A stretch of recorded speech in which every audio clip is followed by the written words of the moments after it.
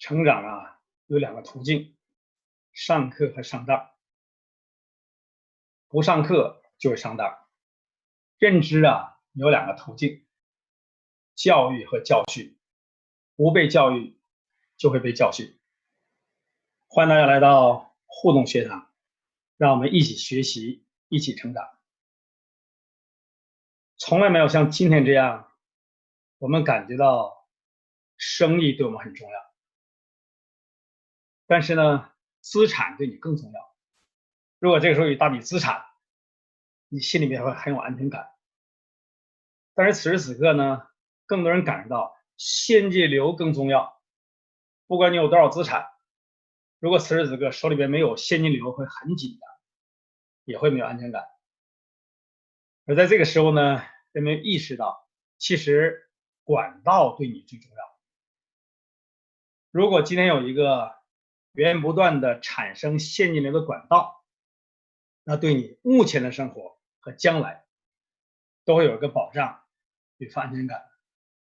所以这时候大家谈到钱说钱脉。谈到钱呢，我们想到很多人，你会想到李嘉诚，会想到比尔盖茨，会想到沃伦巴菲特，会想到马云。有的人想如果像他们呢有钱该有多好。其实很多人也带着这种想法来创业，也做生意，但很多人赔钱了，赔钱之后呢就一蹶不振了。有的人呢倾家荡产，从此呢再也没有翻身的机会。那今天有没有种方法，让那些连续的创业者能够呢屡败屡战，而且最后呢是战无不胜？打个比方今天你同样跟李嘉诚一起做这个生意，比如说都拿出100万人民币来做这生意，李嘉诚赔了。李嘉诚做生意的时候也有赔钱，包括现在孙正义也在赔钱呢，资产受损，沃伦巴菲特也在赔钱。那成功者，那些做大买卖大生意的老板也赔过钱，这正常吗？好了，今天李嘉诚赔了100万人民币，你也赔了100万人民币，那我请问各位，谁更心疼？你可能会说，当然我心疼嘛，我现在就100万的本金，现在赔掉了。李嘉诚为什么不心疼呢？是因为他的资本金多。那如果今天回到我们平台的生意，我们就有了公平的机会。因为传统生意主要靠有形的资产，再经过有形资产运作产生了无形的资产，这两种资产加在一起，让这个呢具有身价，具有价值。你看有形的在传统生意当中包括你的固定资产，包括你现在你的产品你的技术，这都有形的。你投入的，包括你有多少家店你有多少个库存，这是有形的。无形呢，就是你知名度、美誉度，还有呢你存在的价值。所以有的时候呢，一家上市公司不赚钱，但评估之后还有价值。但是今天我们这种生意怎么评估它？它的成本是什么？这个很重要对于我们大多数做平台生意的人来讲，它的成本只有2个，一个是每个人都有的人脉，一个就是每个人都有的时间。那从这个角度来讲，我们就公平了一点嘛。老天一天都给我们24小时，我们都有时间，怎么样运用我们的时间对你很重要。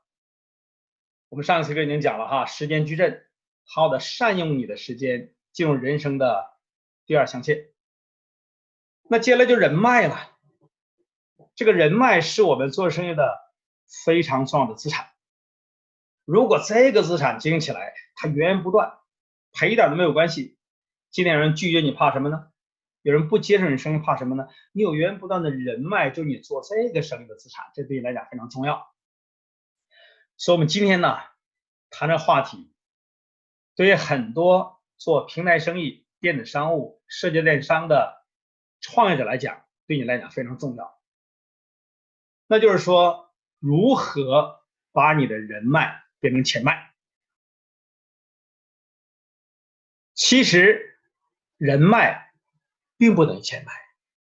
有很多人呢，他认识了很多人，他的人脉非常的多，但是从来没有看到他把他赚到钱。所以我们先记住一个命题哈，人脉就是人脉，钱脉就是钱脉，现在还不能画等号。我们的任务就是在人脉跟钱脉中间画一个等号。那如果今天说人脉就等于钱脉，如果中间存在一个等号的话，那我请问你，你要想更多的钱啊，源源不断，然后呢取之不尽，用之不竭，真的很多，越多越好。那你希不希望这边人脉多？从等量办法来讲，一个等式关系来讲 ，A 等于 B， 那就是 B 越大，当然 A 就越大嘛，两个等量。所以你想有更多的钱脉，那很重要，让你人脉多啊。那怎么样有更多的人脉？我们要了解建立人脉的方法。这个人脉啊是一个池子啊，我们来看这个屏幕。这个池子呢对你很重要。如果今天这个人脉池你懂得了建立的方法和经营的方法，你的人脉自然就多了。你人脉多的时候，将来你变成等号，那你钱脉当然就多了。但是怎么样经营你的人脉池，怎么样建立人脉池，这对我们俩非常重要。经营人呢是有原理的，人们有需求，有情感，有情绪，有思维，有行为，那你必须要了解对方，才能够有效的经营。那这里边呢，跟各位分享一个理论，大家熟知的这个理论呢，是由人类动机理论大师马斯洛他发明的。他提出理论很早，但几乎到现在也不过时，很多人熟悉，但是我们深度的了解一下，是什么影响一个人的行为？是什么决定一个人的动机？是什么决定人的取舍和选择？他告诉我们啊，人的需求呢是分成台阶的，这个台阶呢是逐渐向上的，一个台阶得到满足，另外一个台阶才能够产生。那第一个台阶是什么呢？第一个台阶就是生理的需要，第二个呢就是安全的需要，第三个呢就是归属的需要，第四个就是尊重的需要，第五就是自我实现的需要。这5个台阶大家以前都知道啊，很熟悉啊。那今天为什么我们要重新来讲一下呢？当你了解了这个台阶，每一个台阶的内涵，并且找到了人们的动机的楼梯这个取向，你在建立人脉的时候，经营人脉的时候就有规律可循了。那今天你所接触的人，他们每个人都有需求，而且你周围的人呢，他的需求不是在同样一个台阶，每个人呢是处在不同台阶里的人。所以你在你列名单的时候，你整理你的人脉资源的时候，你一定要想到，我这群人，当然很多分类的方法，有的呢把它分成这个红名单和绿名单啊。红名单呢就是对事业、对金钱有追求的，绿名单就对健康、对生活有向往的。有的人分成什么红苹果、绿苹果、生蓝苹果，那都是这种分类方法。但是如果你不了解人们的需求，不管是如何分类，都是表面的，没有找到实质。还有的人说呢，根据他对我们的生命的反应的程度，看是接受还是拒绝，甚至反感还是反对，那些都是分类方法。有的人根据性格也来分析，哇，这个人是活泼型的，还是完美型的，还是力量型的，还是和平型的。有的人呢，根据这个对生活的反应态度也可以做分类啊，这个人是成长型的，他有成长的需求，所以把产品生意机会介绍给他，他一定会接受。有的人呢是困境型的，他呢虽然很困难，想改变困难的现状，我今天把这个机会给他，他会把它当成救命稻草，甚至是纽奎因的神丹妙药，这都可以。啊，有的人是平稳型的，有的人过度自信型的，很多分类都可以。这些技术你都可以使用。但如果这分类你不了解人们的需求，还是停留在表面，所以还是回归到我们这群人，我们所面对的人脉，他的需求到底是什么？而且呢，在整个的人群当中，每一个台阶都站着人。你今天面对的人，他站在哪个台阶上，他那个时候的需求就最强烈。你满足需求，你自己获得了幸福；你满足了别人的需求，别人呢对你产生信任，你自己自然就有价值了。所以要想建立和经人脉，首先了解你所面对的不同的人，他们处在哪个需求的层次上，他们下一个台阶是什么？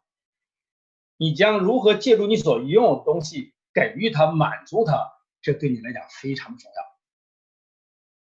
回头看一下，第一个生理的需要，生理需要包括什么？我们常讲就是衣食住行性的需要，就是呼吸啊、水啊、食物啊、睡眠呐、生理平衡啊，这些是最基本的。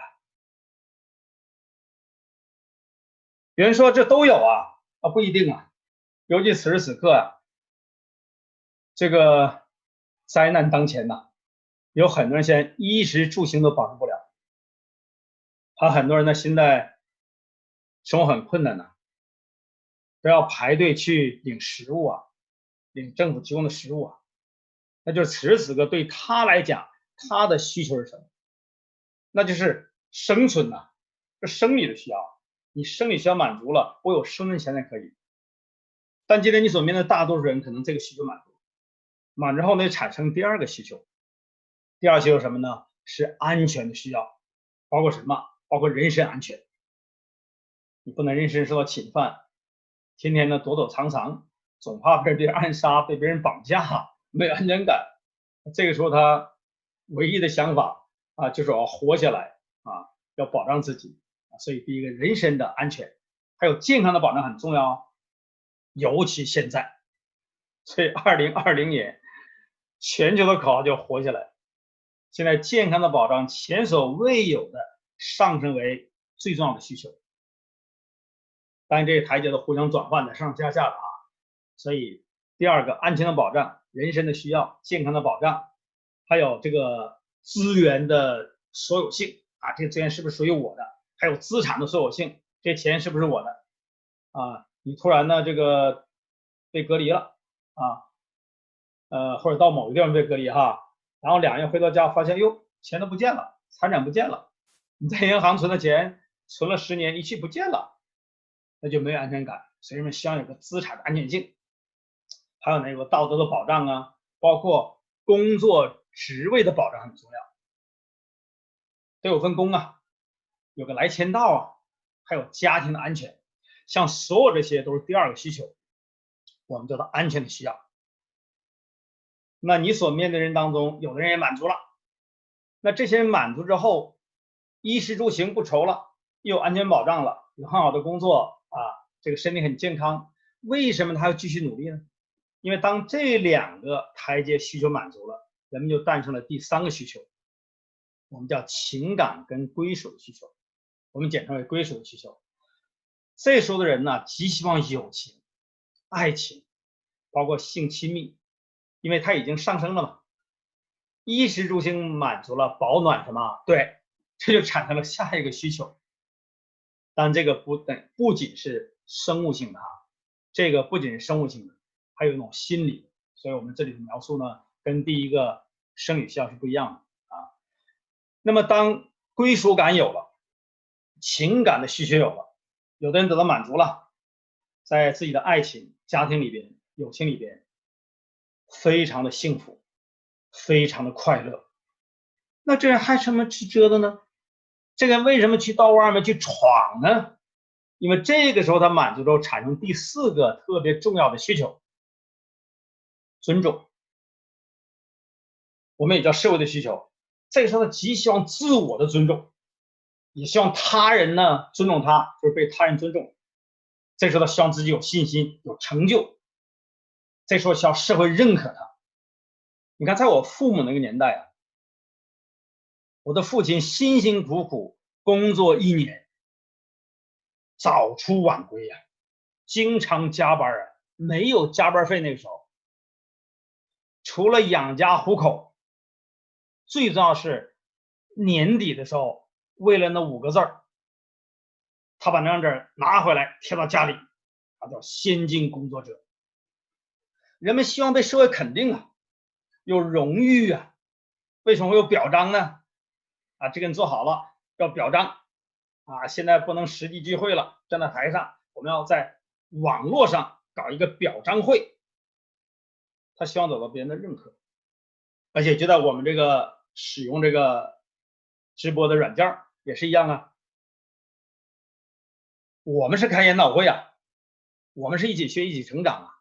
现在很多人在上面呢，这个约酒局啊，他需要友情啊，归属啊，这大家闷得慌啊。好了，咱们上线，在线上开个酒局，然后我这里摆个菜都能看到，什么就能看到啊。约几个朋友一起在线上喝个酒啊，聊个天儿啊，跟线下呢有时候达到一样效果。那种友情的需要，人们极希望拥有一种归属感，极希望有一种被尊重的感觉。所以这2个层次已经比较高层次了。那么当这些满足了，当这些需要满足之后，人们会产生了更高的需求。人停不下来的，为什么？下一个需求台阶又摆在面前了，所以人一直往上爬，一直往上爬，而且这几种需求互相交叉的，互相反复的，可能某一个时刻某种需求显得很重要，某个时刻某种需求可能被忽视。但一旦这种需求产生之后，如果你不满足它，它永远处在一个饥渴的状态。那么人最终的这种最高级的成为需求，就是自我实现，包括道德，包括创造力、自觉性、解决问题的能力，也包括公正度和接受现实的能力。像这些都属于什么？都属于比较高层的需求。按照马斯洛先生的描述啊，他说自我实现是什么样的状态？就在你一生当中，你想做什么，适合做什么，最后你就做什么。比如你就想当个画家，你也适合，最终你就去绘画，你不用考虑其他别的事情。今天你想做一个商人，你想做一个企业家，你想做个律师，想做个医生，你想成为什么样的人，甚至脱离了你公开角色的这种限制，你真的想成为什么，你就能成为什么。哎，这是非常高的需求。当然很多人呢现在想不到啊，也不敢想啊。为什么？我较低的层次都没有满足了，怎么产生高层的需求呢？但是你可以想，有了台阶之后，你发现啊，原来我自己出了这个台阶，原来这个台阶需求对我来讲最重要的，原来现在它是我的主要矛盾，这是我的次要矛盾，我先把它解决掉，一个一个台阶走。人嘛是一直向上的。今天你要想建立和经营你的人脉池，那么越来越大。你不仅能考虑自己啊，还要考虑别人呢。那他们的需求什么呢？这位朋友是出的哪个台阶呢？这个很重要啊。所以从需求层次来看来讲，我觉得非常重要。他现在需要什么就给什么。你不说你帮朋友吗？你不说这个生意帮助别人成功，自己就能成功吗？那你帮什么呢？不了解需求等于帮倒忙。人家不需要，你还一直给，一直给，一直给。人家不想听，一直说，一直说，一直说。人家不想做，一直推，一直推，一直推。他需求是什么？所以大多人一上来，哇，这个生意好啊！你看有房、有车、有现金流、有管道，哎呀，还有我们的互动学堂，还有系统，有平台啊。老板怎么样？生意怎么样？多大规模？被评了多少奖？他会想，跟我有什么关系？你公司再有钱，再了不起，有这么多成就，你跟我有什么关系？明白了吧？所以先了解他的需求是什么，他的需求最重要，满足了他的需求，你就是他的好朋友，满足他的需求，你就在他心目当中有价值有地位，满足他的需求，他就会信任你，尊重你，甚至跟你一起创业闯天下。这是今天跟各位分享马斯洛需求层次理论非常重要的目的。好了，有了这个基础，我们接着怎么做呢？怎么样从这个人没见面未见其人怎么样？对，先知道你没见面的，就已经是7分好感，8分尊重了，10分期待了。哎，那该多好啊，对不对？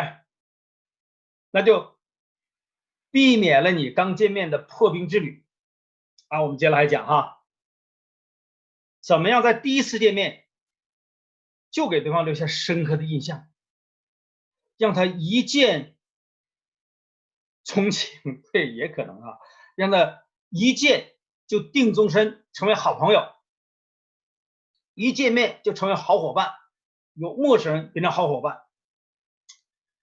那怎么样让你周围的人能够喜欢你、接受你？这个很重要啊。那根据我多年的总结啊，有很多理论呐，太多了，今天不介绍了，你记不住。有的呢也不是不好用哈，你不一定会用。反正我用起来也比较辛苦啊，一大堆理论，我实践过的，我的学员实践过的，被验证过有效的东西，今天跟各位来分享。人生有3宝，这3宝对你很重要哈。来看大屏幕，这个3宝是什么呢？微笑、倾听和赞美，这个对你很重要啊。微笑、倾听和赞美，林上老师就这么简单。人生3宝，有复杂的，随后我们再讲。先把简单事情做好，它简单有效，这时候就是简单相信嘛，听话照做嘛，怎么说怎么做就对了嘛，很简单，不能不屑一顾啊，不能置若罔闻呢，就是这么简单事情，你能不能做好，这很关键呢。杨老师的微笑谁不会？嘴角向上，内心飞扬，眼神和蔼就可以了嘛。到什么山怎么样，唱什么歌，见什么人怎么样，说什么话，笑呗。别说笑，有的人还真不会笑啊，还有的人不会哭啊。很多年前我在温华有个学生，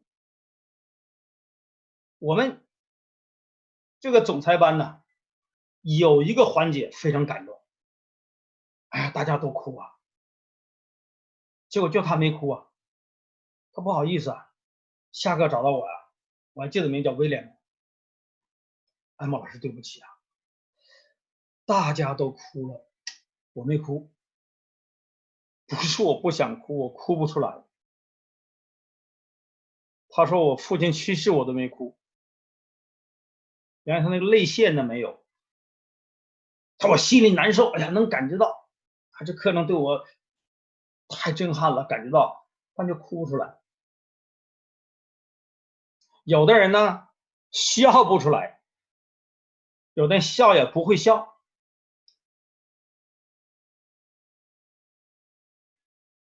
很多人说，老师谁不会笑啊？真有人不会笑，为什么？因为哭它有泪腺，笑呢是由表情肌来支配的。这个表情肌啊，来支配你的笑。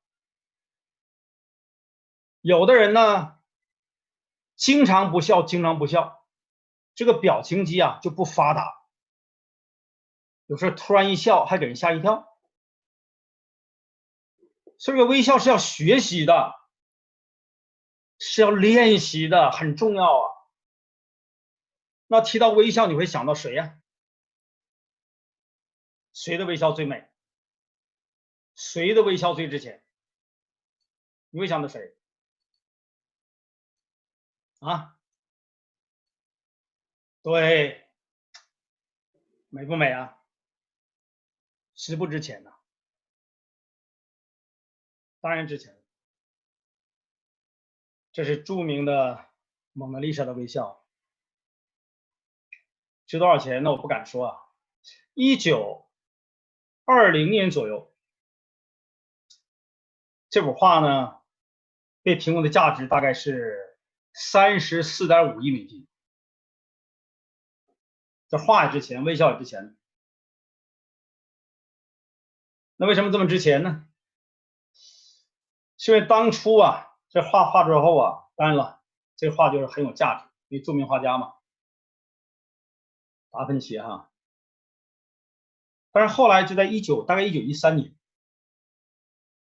这画呢被一个意大利小偷偷走了。他偷的人很简单呐，说达芬奇意大利人呐，啊，这画应该归我们意大利，偷走，就从法国偷过去了啊。偷走之后呢，他在卖的过程当中啊，那个商人要买画的人一鉴定，哟，真品呐，于是就报案了，这样他被抓起来了。抓了之后呢，民众知道这件事情之后啊，也觉得，哎呀，这好像是民族英雄啊，有的人同情他嘛，啊，就为他请书。这个人就是大概关几天呢，啊，关一段时间就出去了。那画被偷走了的法国人不干了，先把画给讨回来，啊，两个人就商量，把这画你呢归还给法国。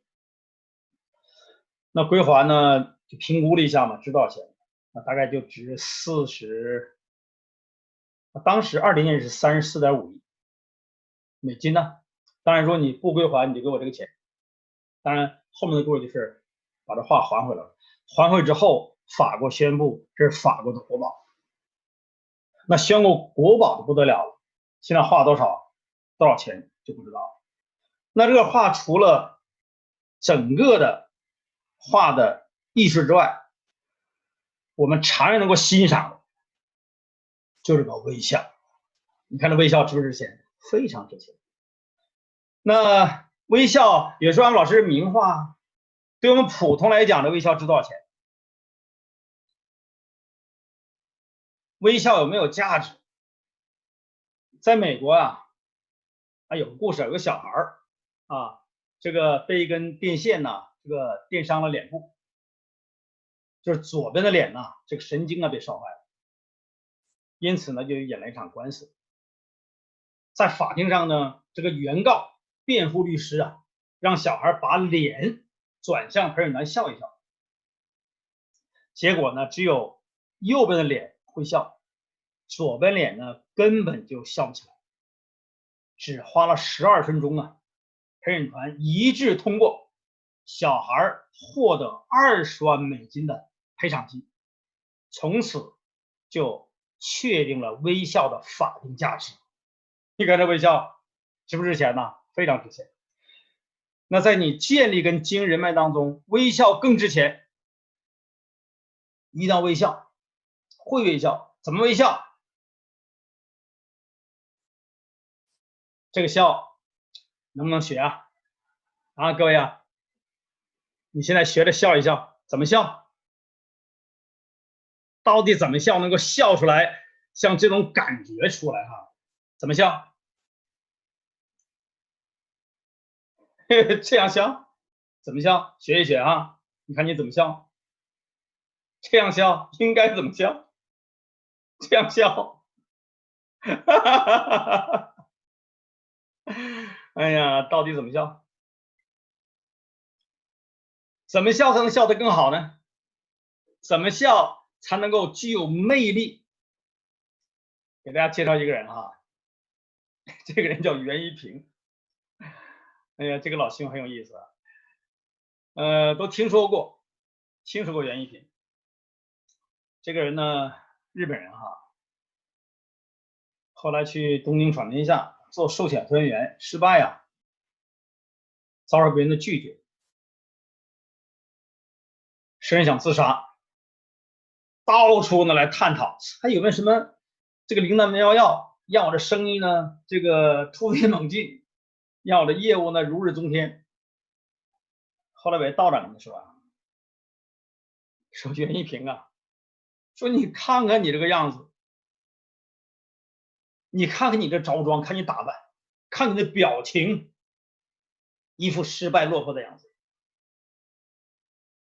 你现在在我面前，我都不接受你，我怎么能接受你的产品？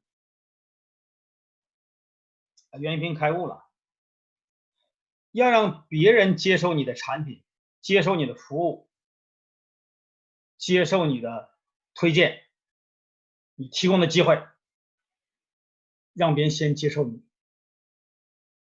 袁一平开悟之后回到家里，买了个大镜子，放在中堂，放在客厅哈，出门最醒目的位置。做什么事情？每天练习微笑。当然了，这个头型着装也调整一下，设计一下，就让他每天练微笑，不同场合怎么笑，让别人能够终身难忘，天天练习。最后袁一平成功了，因为他改变了自己，在别人面前有效的推销了自己，自然别人接受产品。所以袁一平先生从1945年连续15年成为日本寿险冠军，雄居冠军宝座长达15年之久。所以袁一平的微笑被称为100万美金的微笑，这个值钱呢。那各位啊，你想不想让你的微笑能够值钱呢？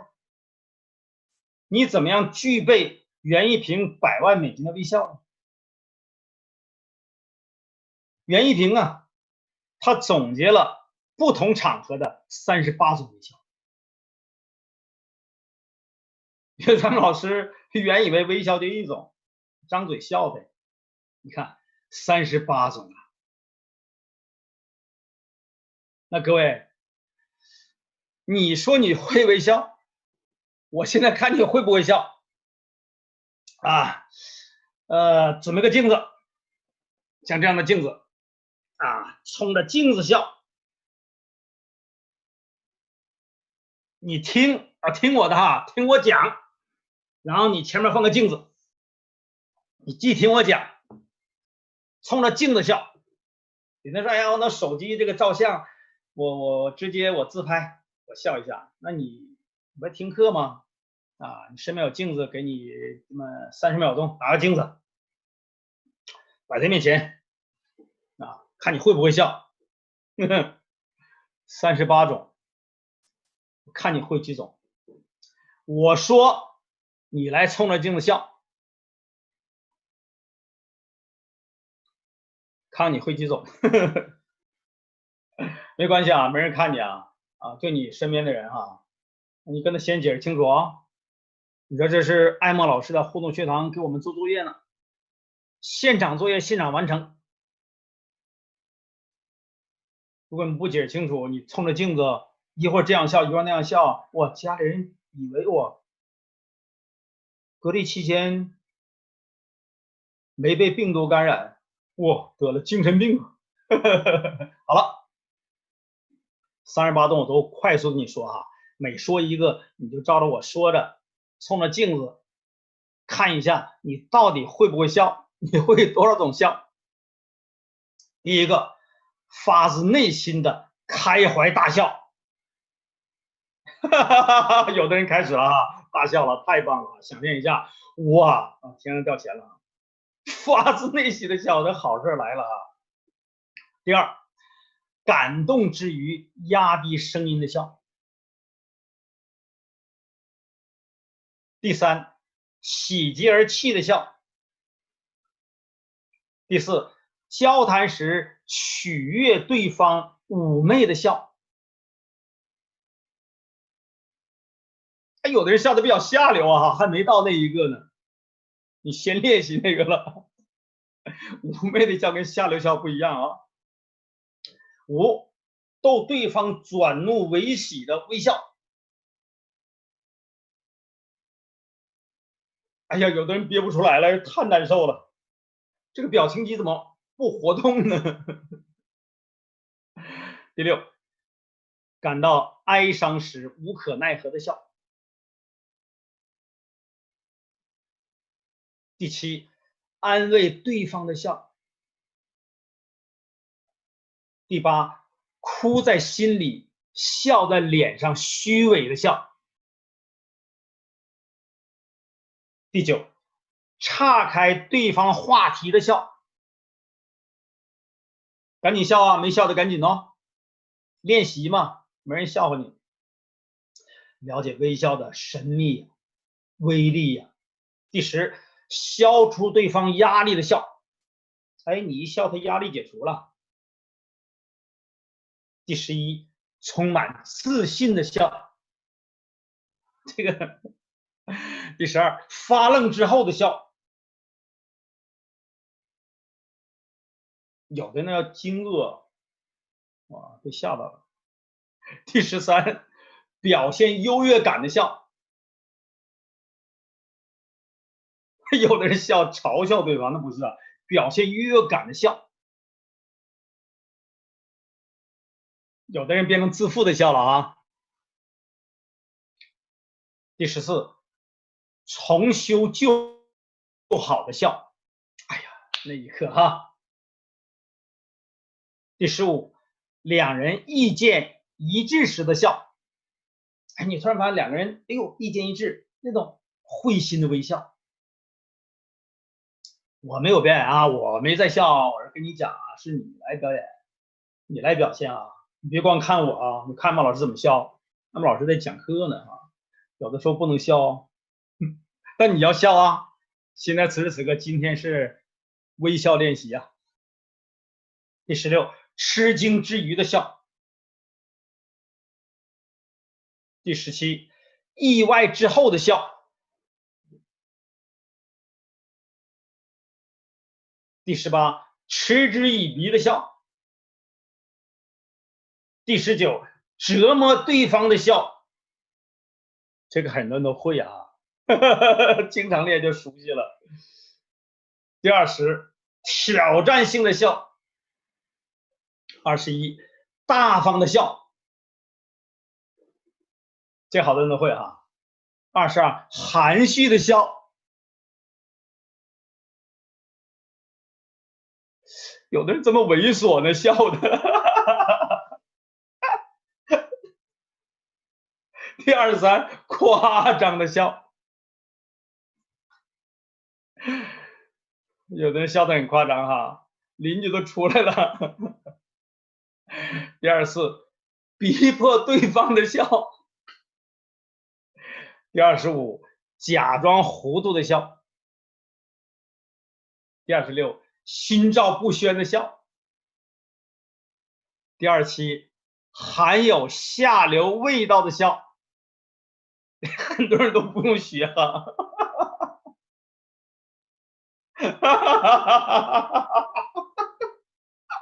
没说你，你紧张什么？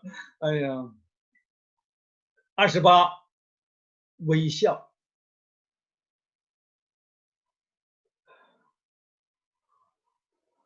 昨天我跟海瑞斯说，你给我发张照片来，微笑一下。哎呀，他给我放在蒙娜丽莎的框里了，笑得很好。看着我就喜欢微笑。29，满足时的笑。30，遭人拒绝时的苦笑。好多有这样的经历哈。沈老师，这个不用学，不用练，我天天都是这种状况，天天的人遭拒绝。哎呀，一开始苦笑，最后都笑不出来了，脸抽筋了。31，压抑心酸的笑。别看我，你笑，你看我，看我干嘛？我也不是在笑，我也不是在表演这个笑。32，无聊时的笑。有的人说这个我会，无聊时候就让他傻笑啊。第33，话中带刺的笑。会不会啊？34，郁郁寡欢时的笑。35，热情的笑。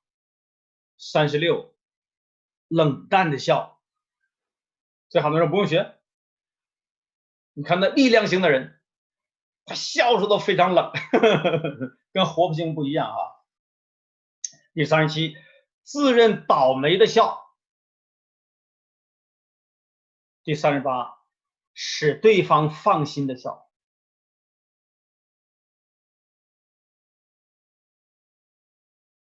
结论是什么呢？各位啊，一句话哈，任何时候都要笑，要笑看人生啊。这38种笑只是给各位呢提供一个练习的方法，它告诉我们在生活当中啊，每时每刻都要展露你的笑容。有一些笑呢，这个场合可能不太确切，不太适当，但很多场合它需要你发自内心的把微笑给别人，而且从内心来讲还要笑看人生。我知道人生有很多苦闷的事情，有很多不如意的事情，甚至很多人遭受不幸，但是心里边要有积极向上的力量，要有一个向上的心，要笑看人生。所以各位，微笑重不重要？非常重要，所以把它列为人生的3宝之首，真的非常重要。最后你经常练，经常练，你不但是表情肌打开了，不同的场合你能够很自然的透过微笑来传递你内心的情感，传递你对生活的信念，传递你对别人的尊重和认可，这才最重要。来建立一个非常友好的、和谐的人际关系。所以它是3宝之首，人生有3宝，一是微笑。那第二什么呢？就是倾听。倾听非常重要。说艾莫老师，这个我知道，别人说话我在那听就可以了。倾听，我跟你听还多一个字儿，不一样。同样是你出2只耳朵，当然了啊，有的人说这个老天呐，上帝啊，啊，给我们这个2个耳朵哈，1个嘴巴，叫我们少说多听，哎，有道理。你知道很多场合，这个人跟你的关系啊，不管是朋友关系还是伙伴关系，有的人加入你的事业，有时候不是你说来的，是你听来的。所以倾听呢是非常重要的一个个人的技能，也是一个素养。肖老师弄得这么严重，上升到素养，它不仅是礼貌啊，素养很深。因为倾听是有层次的，你想一想啊，有的人呢是心不在焉听，啊，现在有的人在直播间，你看你是怎么听，同样在听啊，几千人我们在听，天马老师在这讲啊，你看你怎么听不一样，有的人是心不在焉听，有的人消极被动的听，有的人是积极主动的听，有的呢是怀着同理心的听，你看层次不一样了。最忌讳什么？这个倾听者啊，谈话对方对谈话的内容漠不关心，你好像在听，但你对内容漠不关心。还有的人只听内容，忽略感觉，你没感觉，对方都哭了啊，你呢还没表示呢，对不对？没有同理心。对方讲的哇，海阔天空，心花怒放，笑逐颜开，你在那无动于衷，那也是在听吗？不是。还有的人呢，他听的目的就是为了给对方挑刺儿，看哪儿说错了。有的人听的目的准备跟对方吵架，你哪儿不对。有的人呢，听的目的是为了找一个合适的机会把话接过来自己说，打断对方的谈话，那都不是真正倾听。所以呢，倾听呢不仅是你的身体的行为，更是一个心理的行为。你除了有表情，身体前倾，表示对对方谈话有兴趣，同时呢还有感觉，有情绪。倾听过程中最好还有互动，这个很重要。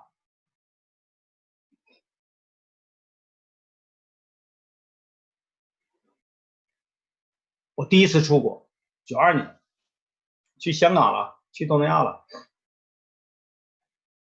人嘛都有个心理宣泄，每个都是心理啊。哎呀，有太多的话跟你说，好事坏事，喜悦悲伤的都有。这时候人们喜欢宣泄，这个时候他最重要就找一个合格的听众，回来讲讲啊，讲旅游见闻的，第一次出国兴奋的。这时候如果谁在你身边，那高兴了。所以当时我记得很多人呢听我讲这个故事，你知道那时候对于大陆人来讲出国不容易啊。如果能够去一趟东南亚新马泰，那还得了，至少回来能讲1年呢。高兴，心里要跟人说啊。哎，有的人买了新房子，我跟人说啊。有的人哇有份好的工作，跟人说啊。有的人受到表彰，跟人说啊，跟人家讲。这时候你要听啊。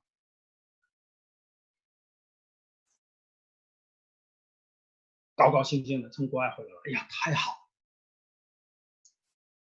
我最近去了法国。他啥意思啊？你快问我呀，快问我呀，快问我呀！我跟你讲啊。啊，有的人不懂啊。啊，你最近去法国了？我几年前就去过。哎呀，没什么意思，就一个破铁塔，在刷油呢。这人家不白去了吗？白去了。这个需要寻找一个倾听者很重要。为什么要闺蜜呀？为什么要有铁哥们儿啊？老铁呀？为什么要知己呀？为什么别人愿意跟你说一些秘密啊？寻找一个能够带有同理心的倾听者。倾听是门艺术啊！不管跟你讲什么，不管别人跟你说什么，工作的、生活的、家庭的、事业的、爱情的啊、隐私的，什么东西，你怎么听，这是一门一辈子要学习的艺术。我身边有几个好朋友啊，我非常喜欢跟他们在一起，就是因为他真是一个合格的倾听者，而且倾听之后呢，很有礼貌，很有同理心，然后跟你一起来互动，哎呀，感觉很好，又不侵犯你的隐私，不但不打断你的话，而且不会给你乱出主意的，不会乱加否定的，不会的。这朋友真的很好，那你就喜欢跟他在一起吗？那你既然有这样的感受，你为什么不成为这样一个人？你说老师啊，我今天才懂了，这个倾听不仅是拿耳朵，要用脑，要用心啊，最重要是用心来听啊，这个最重要。带有同理心，带有情感，带有互动的关系。因为如果不这样做，会影响你。那平时我们的倾听啊是有阻碍的，是什么阻碍了我们？阻碍了我们人与之间的沟通、互相的了解和这种良性的互动关系呢？在倾听当中，第一个障碍，我们叫防御性倾听。这个倾听者啊，总是感觉到别人的话语里含有对自己的攻击性，所以他呢表现就是紧张、高度戒备，随时准备战斗。其实对方没那个意思，只在倾听当中，我们叫防御性倾听。你看伙伴之间的沟通，还有这个上属跟下属，还有在家里边，你回想一下，很多时候，当一个人情绪变化的时候，关系改变的时候，遇到特殊情境的时候，是不是很多人虽然对方在说，但你是防御性倾听了，而且对方没那个意思，你总是感觉到对方是话里有话的。虽然他讲别的，哎呦，说我呢，然后你全身紧张啊，羽毛竖起，不是那个头发竖起来，准备跟对方怎么样战斗，防御性倾听。第二个影响你沟通叫选择性倾听，他只关心那些自己感兴趣的，并且能够认证自己想法的内容。选择性的，如果是一个商务沟通呢，你会漏掉那些全面的、客观的、准确的信息，所以大多数所知账哪来的？这儿来的。你自己有一大堆东西，有一个模板，你有你自己的核心观念，但有的人不一定正确，所以你听别人的时候呢，要对号入座。我感兴趣的听进来，验证我的想法的拿进来，没有的一概拒绝，会失掉很多信息，产生很多矛盾和误解。第三个障碍叫做虚假性倾听，好像给你在点头微笑，假装关注，而实际上这个思绪早都神游了。像现在我们在线的几千人在那听，他有的已经神游了，虚假倾听，脑袋在想呢，这一会儿宵夜吃点什么呢？早都跑了你，你在听吗？你真的在听吗？你这儿在听吗？你这儿在听吗？你这儿在听吗？那么老师苦口婆心讲的东西，你有往心里去吗？你有带着感知心听吗？当然，你也没必要边听边流泪啊！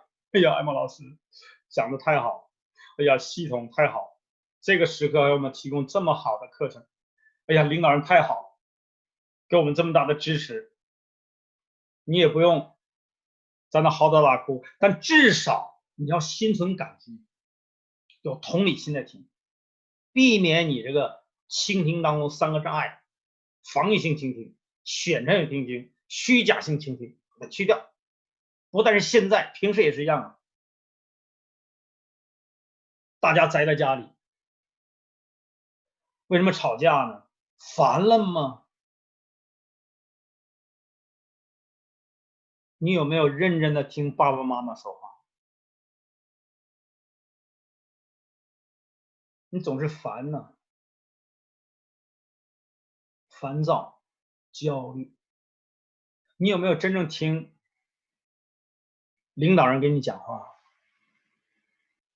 你有没有真正听老师跟你说话？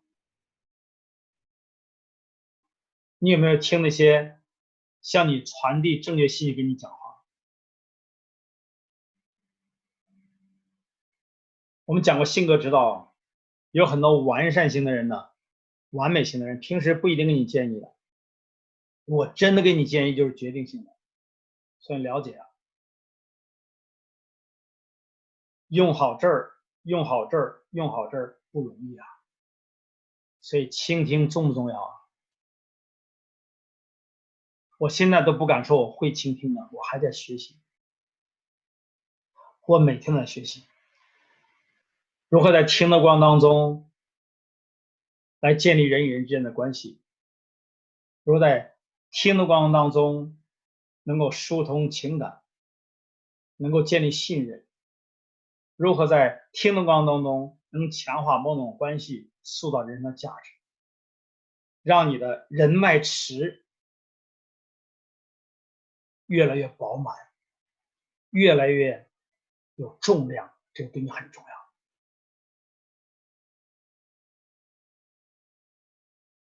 第三个就是赞美，这个赞美是非常重要的。你说了，老师赞美我会说好话吗？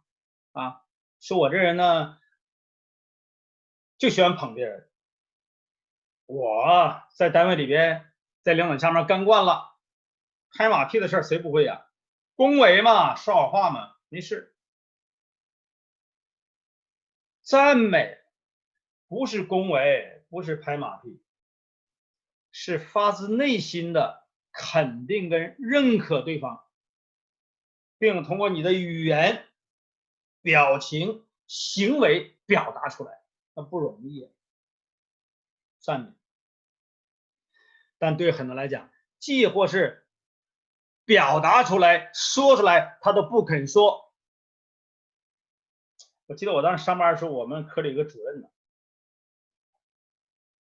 这个人很好啊，艺术型的人，比较活跃啊，多才多艺。他本人在工作上哇，顶尖人才，生活里边也是一把好手，经常同事间给我们讲故事，我们哈哈大笑，有良好的人际关系很好。我们尊重他，不仅是因为他我们的上级领导，还是因为他的人格魅力。但有一次他悄悄跟我说：“谭莫呀，他说你知道我这一生最大的痛苦是什么？”我说：“主任，你还有痛苦？你都给我们带来快乐，自己也很快乐。你看你这么成功，而且全方面成功。”我当然有。我今天跟你讲哈，别跟别人说。他说我结婚呢，已经是将近30年了。像我这样一个特别优秀的人，我在家里边从来我太太没有说我一句好，家里边得不到肯定，得不到赞美，不管做什么，做的再好，得不到肯定，得不到赞美。那你别介意了。我说没关系。我说你看这个同事单位里的这么人都认同你，受的认同你，没关系。我可能你太太这人性格比较内向，她是爱你在心口难开，想肯定你，但嘴上说不出来。哎，有的人觉得说了就虚假，其实要说出来的，不是虚假，是正确的表达，要把赞美之心表达出来，要说出来，积极的肯定跟赞美对方对你非常的重要。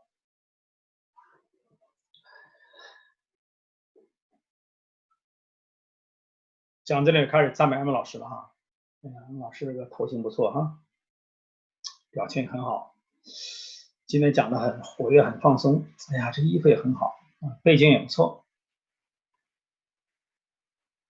还好你开始学习了，带着欣赏的眼光，不是挑剔的眼光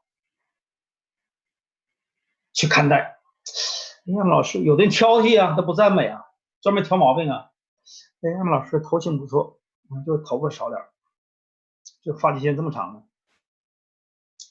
安老师衣服还行，为什么不扎个领带呢？像平时上课穿个西服呢？哎，这个背景这边暗了一点，为什么不把灯打亮一点呢？挑毛病，有的时候天天挑毛病。哎呀，不懂赞美，全世界的人都处在饥饿的状态，他们真诚的渴望别人发自内心的赞美与肯定，所以赞美是全世界成本最低、价值最大的一份礼物。所以从今天开始，你要不要吝惜，把这礼物拿出来送给周围的人。你一开始可能感觉到虚情假意，一开始觉得扭扭捏捏，一开始觉得言不由衷，但你慢慢的带有内心的去欣赏肯定别人的时候，并且你乐意表达的时候，会形成你一个优秀的品质，关怀周围的人，爱周围的人。还记得那个我跟各位分享的12字吗？眼中有活，心中有爱，口中有德。你心中还得表达出来啊！东家长李家短，这个不好那个不好，就你好，哪怕就你好。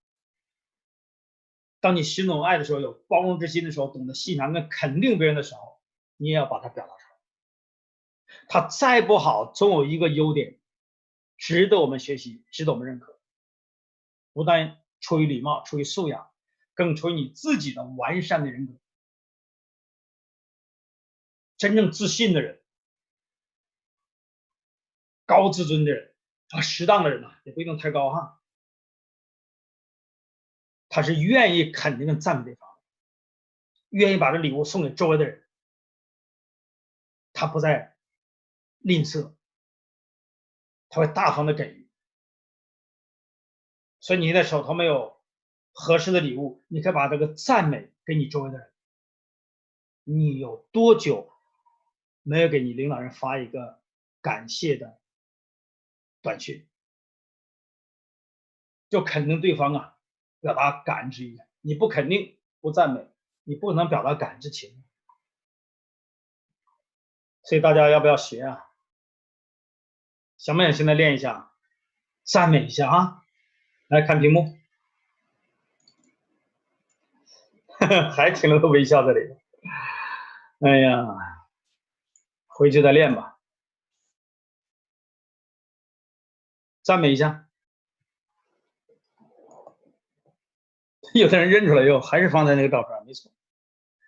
哎呀，把背景去掉了，某些因素去掉了，你不要吝啬嘛，发自内心的肯定，积极的赞美，赞美一下。所谓赞美就是寻找美点，不断的肯定跟认可对方，寻找，别往上看啊，不是从上往下看，寻找。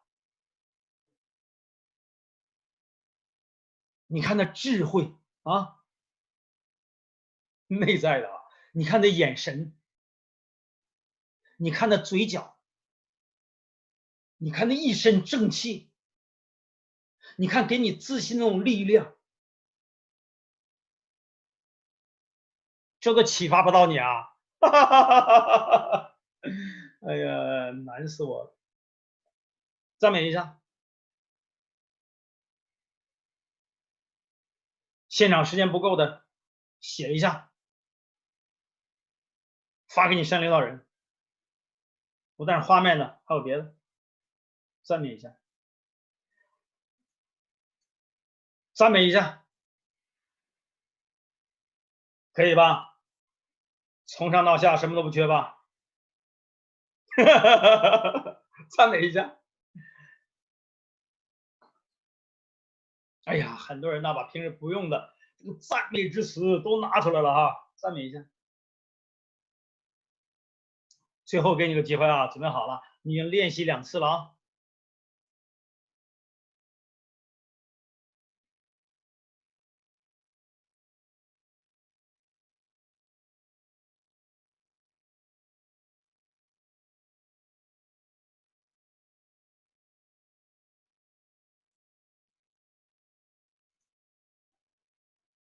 到这里怎么有的人没声了呢？怎么有的人停下来了呢？啊，第一个还好啊，发动一下自己，起码自己熟悉的人呢。哎呀，不赞美这人，怕事后给我小鞋酸。没事就让他练一下吧。哇，第2很好啊，出现一个美女。到第3你怎么停下来了？你的心中对某些事情还有自己的核心观念，你还有自己的判断，还有我们所说的所知障，所以很多人想赞美赞美不出来了，身上在挑毛病了。你看他右眼失明啊，看不见东西，骨瘦如柴呀、你看他长得那么丑啊，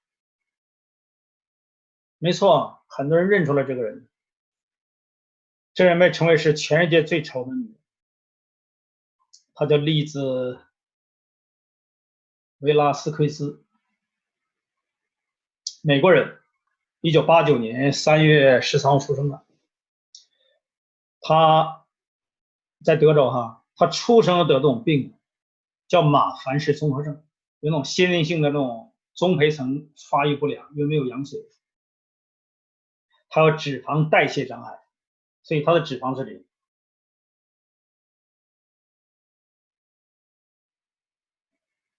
像这种罕见的疾病，全球只有3例，但所有这些他得不到别人认可跟肯定的东西，都不足以定义他的人生。他早期去学校时，当意识到的时候，同学一样的眼光，周围人的评论，他回到家里跟妈妈说的很痛苦，他母亲鼓励了他，跟他说，微笑的面对一切，只有你一个人，你自己才有权利定义你自己，不让别人定义你。在他17岁那年，他无意当中看到网上一个视频，是别人给他偷拍发到网上的，这个被称为全世界最丑的女人的视频，点击量很短时间超过了400万。网友评论了，有人说他为什么不让自己死掉？你说这样的人不该出现在世界上。他看了很多很多这样的评论，他很痛苦。但也就是从那天开始，他决定要过一种生活，让别人展示自己真实的人生，真正的人生。他要重新定义自己的人生。后来他开了自己的视频频道，他到处演讲，而且他还著书立说，而且他的经历还拍成部电影。他去 TED 去演讲啊，演讲题目叫《一颗勇敢的心》。各位知道点击量多少吗？截止到昨天呢，1142万次观看。所以一方面，我把人生三宝送给人：微笑、倾听和赞美。而当你这些东西短缺的时候，要拥有你内心的力量。不管你自己具有什么样的资源，在你的人脉池当中，要有自己的信心。有了这信心，有了这种爱，有了那种核心观念，你才能针对别人的需求，你才能去建立和经营自己的人脉池。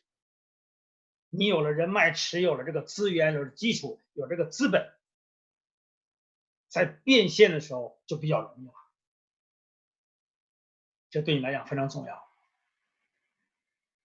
所以我们要善用人生三宝来建立属于你的资源。人脉是你非常重要的资源。那怎么样在你人脉这个池子里边，通过建立和经营，让它逐渐的具有价值，最后拉齐那个等号等于钱脉。接下来呢，跟各位分享一个交际圈理论。这个交际圈理论呢，对各位来讲非常重要。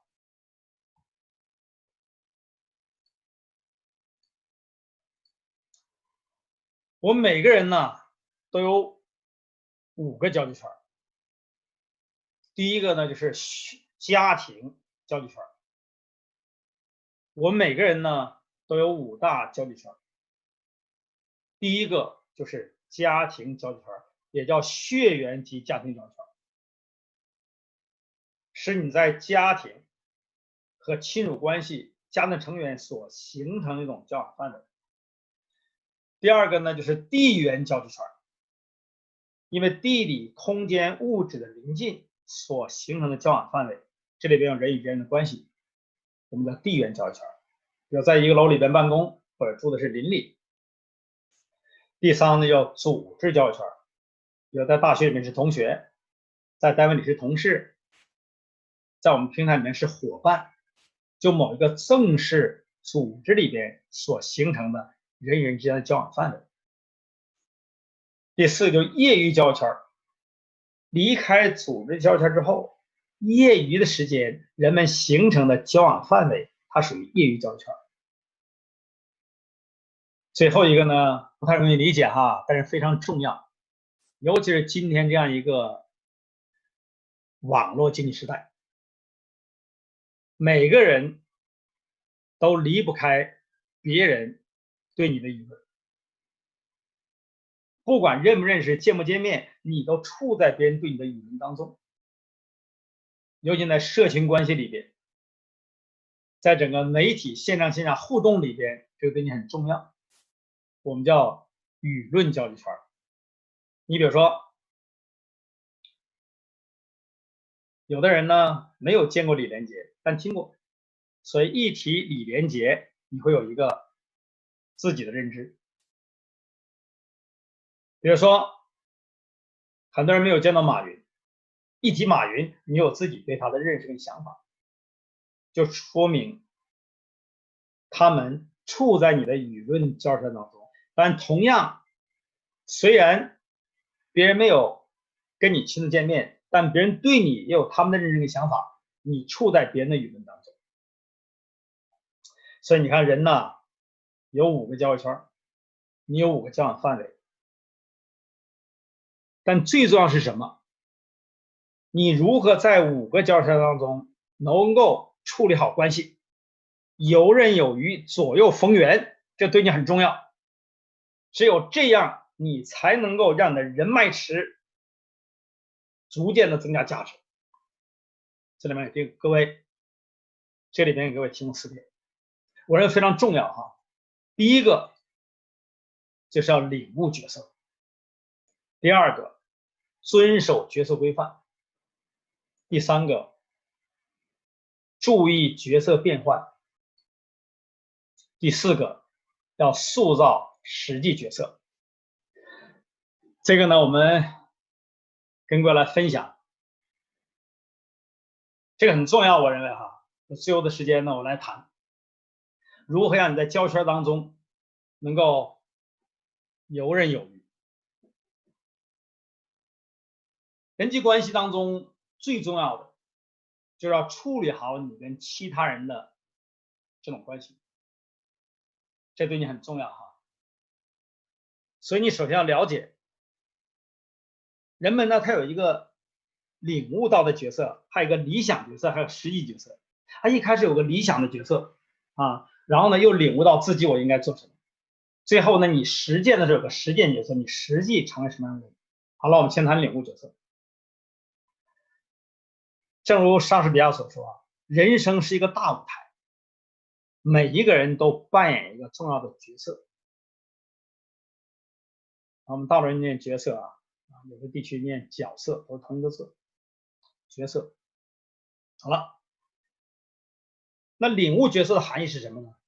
你一定要了解你在5个交圈里边都有什么角色。如果你没有认识到、领悟到这个角色，就成为一个角色空白，甚至当这个角色需要你扮演的时候，会产生角色冲突。有的人认识不到啊，他在某一个交圈比较活跃，就只是关注那个交易圈，他经常扮演一个角色，那个角色就成了人生的全部，别的角色忽略掉了。对，你有5个交际圈啊，你想一想啊，你在家庭血缘关系里边，你什么角色？父亲、儿子、哥哥、弟弟、姐姐、妹妹，你有很多角色的，就一个交圈很多角色，你要领悟到啊，而且你要扮演好那个角色。业余交易圈，你有很多这种朋友关系也是一样啊，也在他们当中扮演不同角色。组织圈更是一样啊，你是别人的下属，你是其他人的上属、伙伴，这个关系跟平台的关系、跟系统关系，就他组织交易圈的角色。地缘交圈也是一样啊，你要不要成为一个好邻里，对不对？凡是因为空间、地理位置的临近所形成范围，你都要扮演角色。舆论交圈也是一样的，哎，平时这个人不错的，就是名声不好，就说明你在舆论当中这个交圈不好。你看在舆论当中，很多人被别人评价的不好的，实际接触人这人其实很好。有很多人呢，实际上可能不一定很好，哇，在舆论上这个造势做得很好，大家对他很好的印象。但最要是两者合而为一。所以首先你要领悟到这个角色，你在不同交圈有这么多角色，一说你就累了。M 老师太累了，哎呀，扮演这么多角色，一生当中不容易。还不是一生呢，有时候一天这个角色不同的，你怎么扮演呢？有的人角色冲突了。第二，要遵守角色规范。每一个角色不但是自己的，还有社会的。角色的社会性啊，你在社会里的，因为社会地位啊、认知啊、周围人的关系互动啊，别人怎么看这个角色？所以社会有一整套的约定俗成的认为某一个角色的行为规范，约定俗成啊。比如一些老师教书育人，衣带渐宽终不悔。老师，军人军令如山倒，冲锋在前；医生救死扶伤，你看，商人什么千里往也，企业家，对吧？一提某一个人，社会有约定俗成的对某一个人的规范。所以你了解了你不同角色之后，你要了解每一个角色社会对他的规范是什么。所以你遵守这个角色规范，就能被周围的人社会所认可；不遵守，就会引起角色的矛盾跟冲突。我认为第3个最重要，注意角色变换。你每天处在不同的交易圈，一旦换了交易圈，你这个角色要变过来。如果变不过来，还那个角色就不行。有的单位里面是个老板，哇，大老板平时那个秘书助理前呼后拥啊，端茶倒水，哇，你也是老板的样子啊。结果回到家里，你还是老板吗？不是，回到家里你就不是了，赶紧扎上围裙，到厨房里去做饭吧。倒水，谁给你倒？角色变了。有人在家里边可能要讲一些人情关系，讲一些情感。有时候你在商场里边，哎呦，就要理性一点，不一样啊，角色变换过来。包括着装也是一样的，不同的场合扮演不同的角色，从外从里都是一样，一致性，把角色变换过来。啊，有的人呢，在这生意当中，哇，雷厉风行，冲锋在前，像狮子一样。尤其是力量型的人，叫到家里边还这种态度，哇，那就不行了，家里人受不了。在业余朋友圈也这种态度，别人受不了。所以他总说一句话呢，就是做事要像狮子，做人像绵羊。这句话意思是什么？有的时候你需要角色变换一下，因为你在不同交易圈的嘛，要注意角色之间的转换。那第四个最重要，要塑造实际角色。人有公开角色、实际角色。公开角色，企业家、老板、军人、医生。但你实际上你是什么样的人，这你的实际角色。我记得一个百万富翁说嘛，他说我现在呢是百万富翁，对吧？受人尊严，众人敬仰，受人羡慕。但是现在如果你把我放到一个沙滩上，赤裸裸，我什么都没有了，只要有一个驼队经过，我还会爬到今天这样的位置。什么意思呢？实际角色。你看，同样是个老师，那实际上是怎样的老师不一定。同样是医生，是什么样的不一定。所以你的一生当中都要塑造一个实际角色，像丽兹一样，她的舆论教堂被称为是世界最丑的女人，但她自己的爱、信念去重新定义她自己，塑造了她一个实际的角色。讲到这里，很多人应该有自信吧，至少在某些方面，你没有像某些人那样缺欠资源，但你如何运用你的资源来成就你的一生，这对你来讲非常的重要。所以，当你了解了交圈理论，并且懂得如何经营的时候，你才能真正的在人脉池里边很好的来维系、来建造。那你说，老师，我怎样把它变成钱脉？有方法。哎，也顺便跟大家提一下，最近比较流行的啊，哎呀，公众场所都强调的这个交际距离，你在交易当中呢也要注意啊。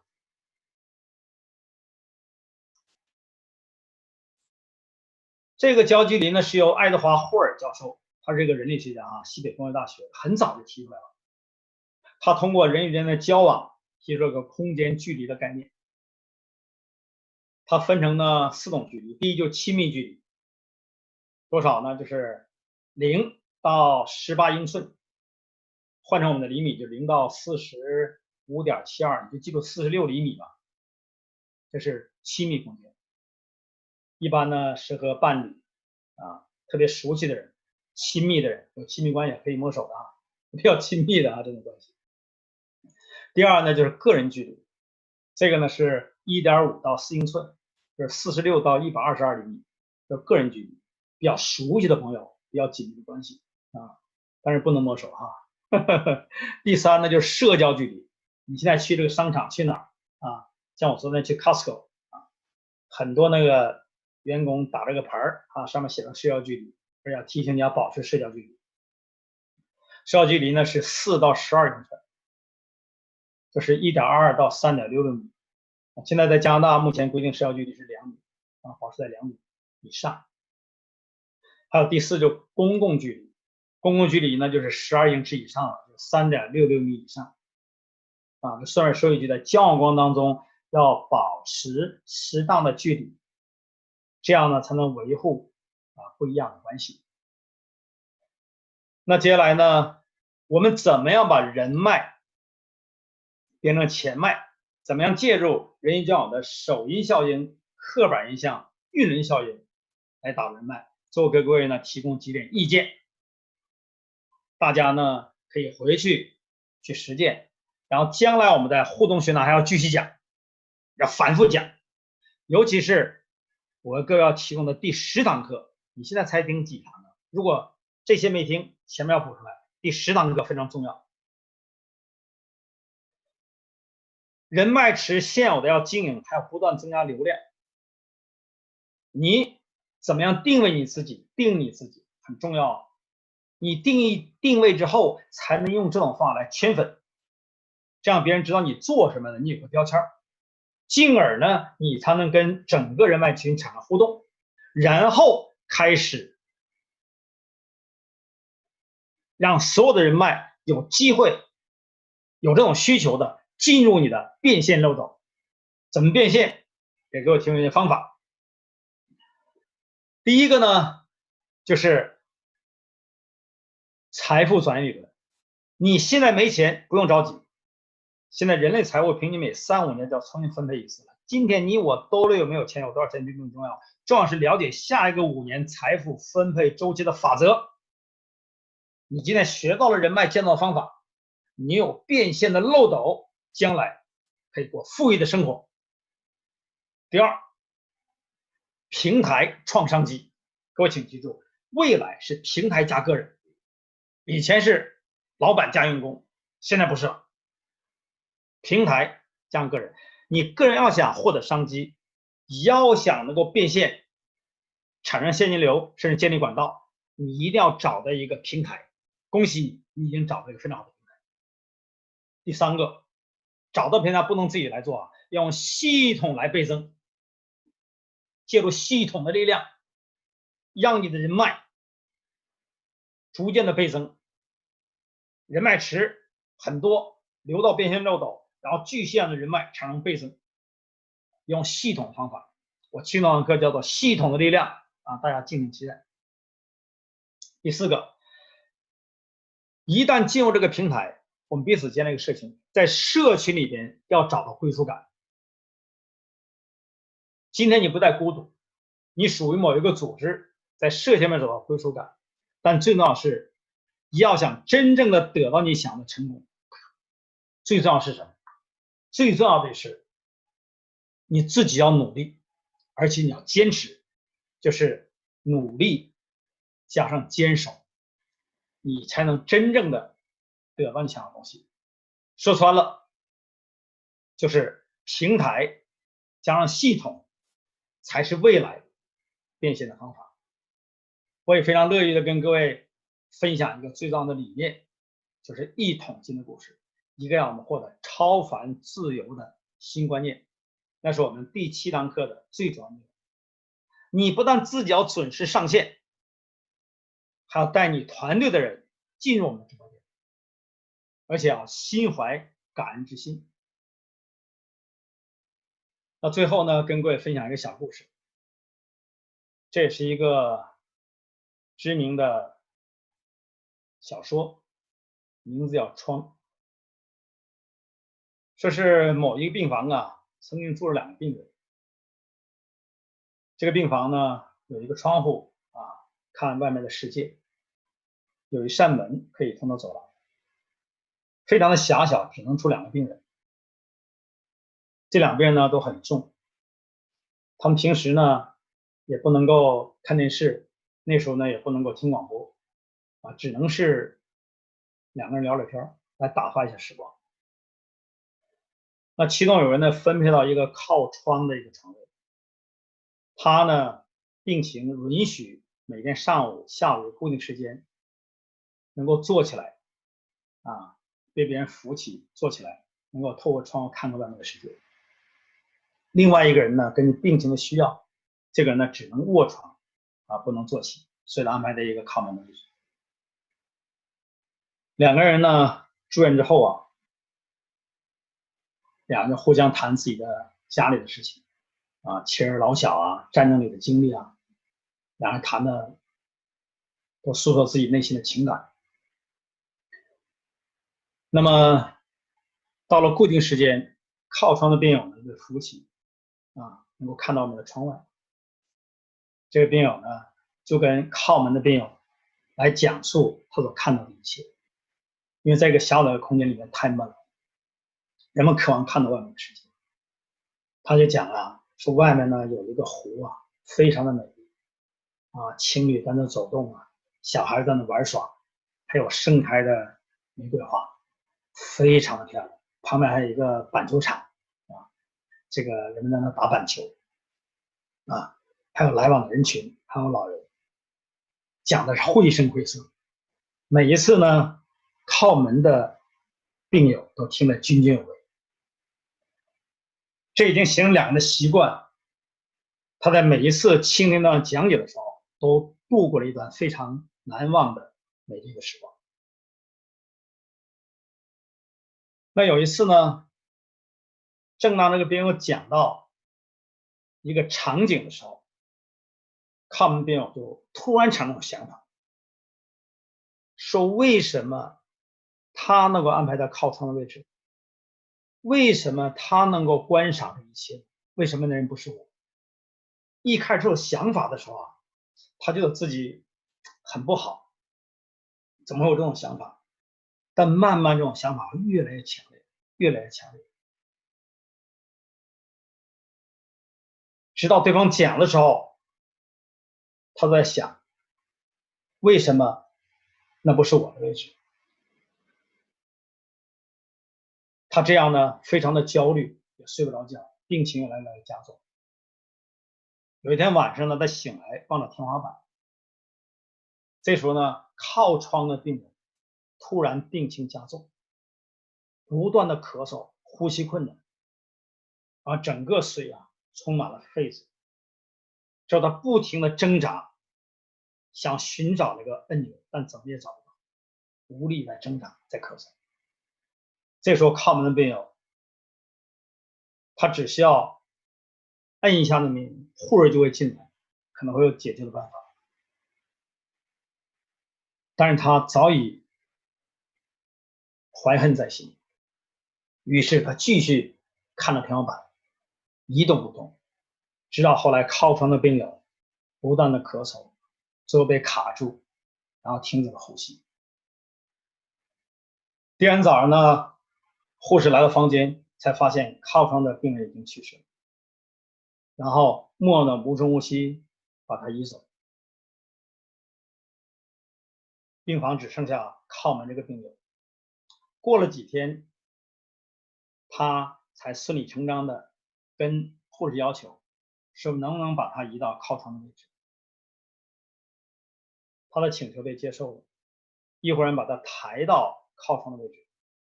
医护人员刚走之后，他就迫不及待的挣扎的坐起来，来到了那个窗口，结果他看到的是光秃秃的一堵墙。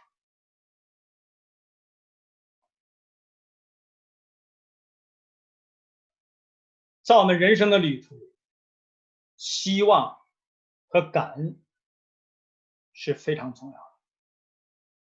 不管你身处怎样的空间，不管你有怎样的遭遇，不管你身在何处，你要始终为自己、为别人打开一扇希望的窗，同时你要为自己和别人留一道感恩的门。下一次，让我们再见。